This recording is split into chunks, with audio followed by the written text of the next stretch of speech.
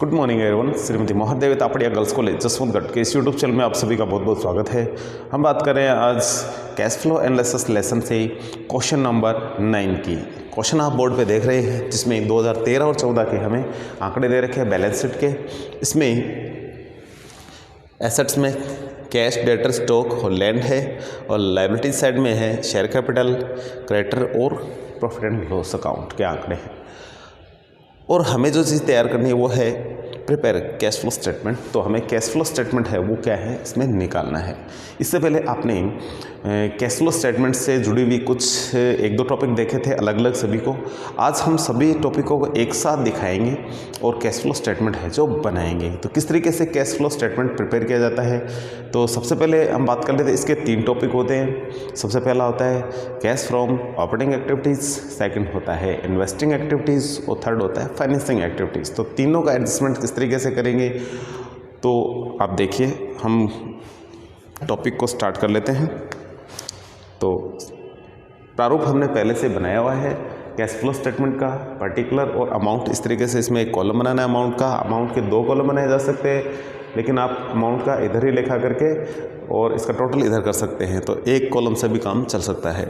तो सबसे पहले हम बात कर लेते हैं number 1 cash from operating activities. इसका नाम देंगे हम ए।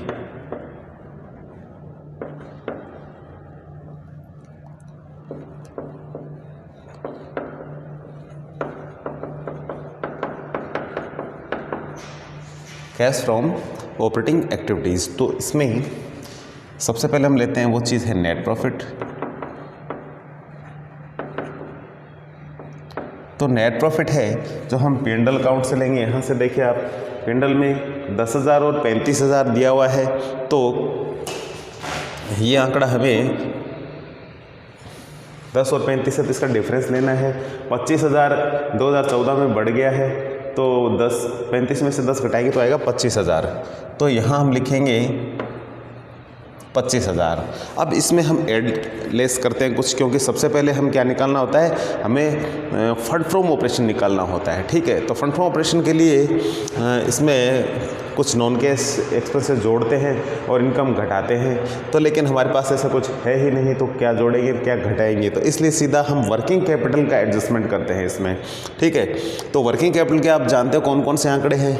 तो इसमें केस का लेखा नहीं होता है, केस का सबसे एंड में होता है, बाद में देखेंगे आप किस तरीके से होता है। डेटर और स्टॉक है और इधर क्रेडिटर दे रखे हैं हमें। तो 3 आइटम है जो वर्किंग कैपिटल वाले हैं। ठीक है, करंट एसेट्स और करंट लाइबिलिटीज़, यानी कहने का मतलब करंट एसेट्स और करंट लाइबिलिटीज़ के आंकड़े होते हैं वो है जो वर्किंग कैपिटल से जुड़े हुए होते हैं। तो उन्हीं को हम देख रहे हैं यहाँ। तो सबसे पहले यहाँ देख लेते हैं किस तरीके से क्या ऐड करते हैं क्या लेस करते हैं। बहुत सारे वीडियो हमने बनाए हुए, आप जानते हैं किस तरीके से क्या ऐड करना है क्या लेस करना है। फिर भी हम बता देते हैं आपको कि ऐड करने वाली चीज़ें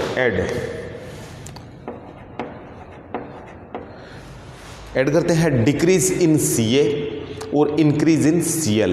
यानी डिक्रीज करंट एसेट्स में यदि कोई कमी होती है तो उसको ऐड करेंगे, और करंट लायबिलिटीज़ में यदि वृद्धि होती है, CA में यदि कमी होती है तो उसको ऐड करना है, और जो लायबिलिटीज़ है करंट लायबिलिटीज़ है उसमें यदि वृद्धि होती है तो उसको ऐड करना है। तो इस तरीके से डिक्रीज इन CA और इंक्रीज इन CL, यानी CA में कमी को जोड़ना है और जो CL है उसमें जो वृद्धि है उसको जोड़ना है। अपोजिट इनका है जो है उसको क्या करेंगे हम लेस कर देंगे। ठीक है, किस कौन कौन सी चीज़ें होगी लेस करने वाली। तो लेस करने वाले में जो इंक्रीज इन CA उसको लेस करना है और डिक्रीज इन CL उसको लेस करना है। तो इस तरीके से इनको एडलेस किया जाता है।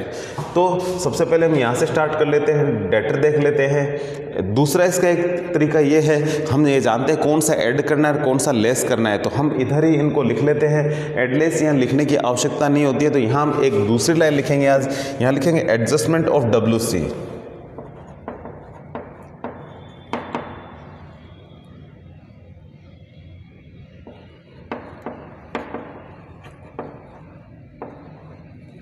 Adjustment of WC। तो इसमें आप देखेंगे सबसे पहले डेटर दे रखे हैं 1,20,000 और 1,15,000 हो गए। इसका मतलब ये क्या हो गया, घट गया है। तो यहाँ लिखेंगे डिक्रीज इन डेटर्स, तो CA में यदि कमी होती है कितने की, 5000 की है, यहाँ लिखेंगे 5000। तो हम क्या करते हैं, इसको ऐड करते हैं। ऐड करने वाले को हम सीधा लिखेंगे इसी तरीके से, और लेस करने वाले को ब्रैकेट में लिखेंगे, तो आपको पता रहेगा ऐड लेस करने वाले कौन से हैं। आगे देखते हैं स्टॉक इंक्रीज हो गया है, तो लिखेंगे इंक्रीज इन स्टॉक, ये है 10,000। तो इंक्रीज होता है तो लेस करते हैं हम, तो इसको लेस वाली ये माइनस का निशान लगाए, इसको ब्रैकेट में लिखेंगे इस तरीके से। उसके बाद में है इधर क्रेडिटर 70 थे, 45 हो गए हैं, 25,000 यहाँ क्या हो गए, कम हो गए, तो यहाँ लिखेंगे डिक्रीज इन क्रेडिटर्स, ये 25,000 क्या हो गए, यहाँ कम हो गए, तो इसको भी क्या करेंगे ब्रैकेट में। तो इस तरीके से हमें थोड़ा ये ध्यान रखना होता है कौन सा ऐड करना है और कौन सा लेस करना है। तो ये ऐड लेस करने वाली चीज़ें हमने यहाँ लिख ली है, और इनका यहाँ जो टोटल है वो इस साइड में यहाँ लिख देते हैं। जैसे कि ये माइनस के तो हो गए 35 और ये हो गए 5, तो यहाँ आ जाएगा 30,000 क्या आ जाएगा, माइनस का आ जाएगा। ठीक है, तो इसमें से इसको यहाँ घटा देते हैं, तो देखते हैं कि net cash from operating activities कितना आ जाएगा, तो ये आ जाएगा 5,000 से, वो भी माइनस का। यहाँ लिख सकते हैं net cash used in operating activities, तो ये इसकी अमाउंट आ गई है। बी पॉइंट लिखते हैं यहाँ कैश फ्रॉम इन्वेस्टिंग एक्टिविटीज,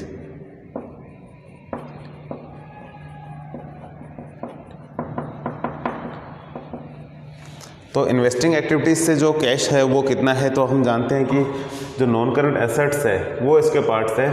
तो लैंड एक ही चीज़ दे रखी है हमें, तो वो कितनी है, 50,000 थी, 80,000 हो गई है। इसका मतलब बढ़ गई, तो ये समझते हैं कि क्या कर लिया, परचेज कर लिया है। तो यहाँ लिखेंगे purchase of land, purchase of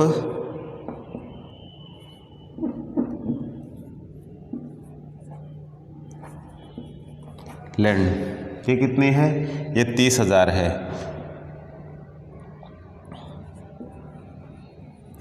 और यहाँ भी हम कितना लिख देंगे, क्योंकि इसकी एक अमाउंट है, तो ये यहाँ 30,000 है जो माइनस का ही इस तरीके से आ जाएगा। ठीक है, तो इसको यदि हम लिखें तो इसको किस तरीके से लिखेंगे, इसको लिखेंगे net cash used in investing activities, तो लिख देते हैं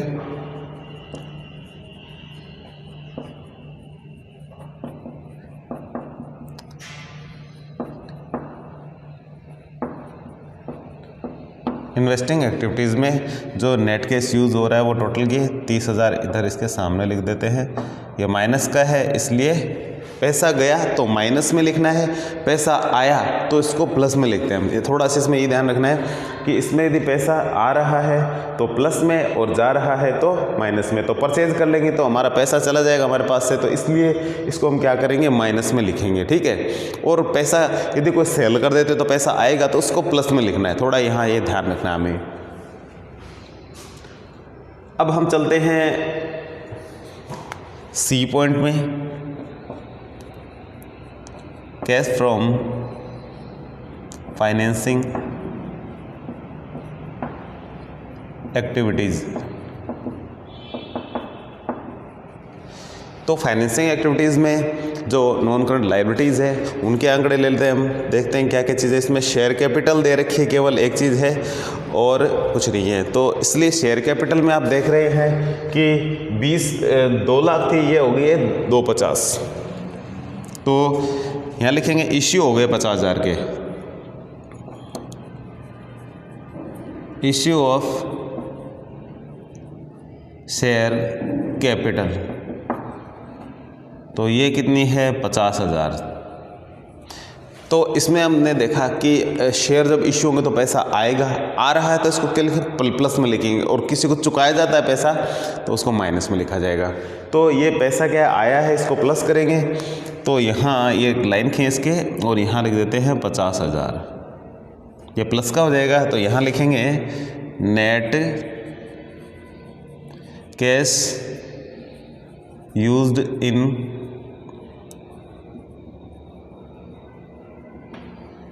फाइनेंसिंग एक्टिविटीज़।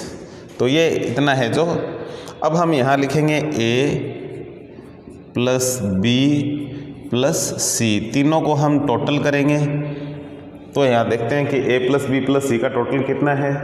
तो A का टोटल यहाँ है और B का टोटल है जो यहाँ है और C का टोटल यहाँ है। तो ये है 30 और 5 35,000 तो क्या है, माइनस का है, और 50,000 है ये किसका है, प्लस का है। तो 50 में से हम इसको यहाँ घटा देते हैं 35, तो यहाँ जाएंगे 15,000 है जो प्लस के आ जाएंगे। ठीक है, अब इसमें हम क्या करते हैं, ओपनिंग कैश जोड़ते हैं। अब कैश का लेखा यहाँ करना होता है, जैसे कि कैश ओपनिंग कितना है, ये 30,000 है ओपनिंग, और यदि ओपनिंग कैश जोड़ते यदि क्लोजिंग आ जाता है तो हम ये देख लेते हैं कि हमारा क्वेश्चन बिल्कुल सही है। तो ओपनिंग कैश यहाँ दे रखा है 30,000, तो यहाँ लिखेंगे ऐड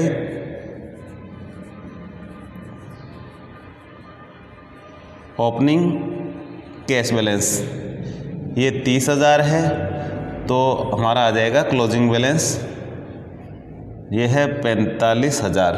तो हमारा क्लोजिंग बैलेंस आ गया है, यहाँ लिख देंगे क्लोजिंग बैलेंस। क्लोजिंग ये कैश बैलेंस है, ये मिल जाता है, इसका मतलब हमने जो किया है बिल्कुल सारा सब कुछ सही किया है।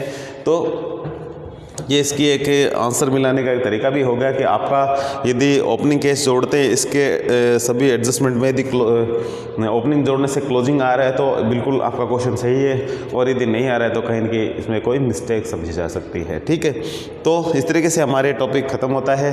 मिलते हैं नेक्स्ट वीडियो पे, तब तक के लिए धन्यवाद। अपने वीडियो को लाइक कीजिए, वीडियो को शेयर कीजिए, चैनल को सब्सक्राइब नहीं किया तो ज़रूर कीजिए।